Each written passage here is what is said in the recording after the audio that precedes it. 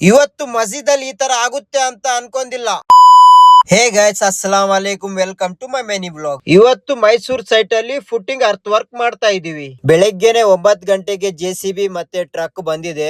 Footing ಮಣ್ಣೆಲ್ಲ load ಮಾಡ್ಬಿಟ್ಟು outside ಕಳಿಸ್ತಾ ಇದೀವಿ. ಒಂದು ಗಾಡಿ ಲೋಡ್ ಆಯ್ತು, ಇನ್ನೊಂದು ಗಾಡಿ ರೆಡಿ ಇದೆ. ಅಲ್ಲಿಂದ ಲೋಡ್ ಮಾಡ್ಕೊಂಡ್ ಬಂದು ಇಲ್ಲಿ ಖಾಲಿ ಸೈಟ್ ಅಲ್ಲಿ ಡಂಪ್ ಮಾಡ್ತಾ ಇದೀವಿ. ಮಧ್ಯಾಹ್ನ ಜುಮ್ಮಾ ನಮಾಜ್ ಟೈಮ್ ಆಗಿತ್ತು, ರೆಡಿ ಆಗ್ಬಿಟ್ಟು ಮಸ್ಜಿದ್ ಹೋಗ್ತಾ ಇದ್ದೀನಿ.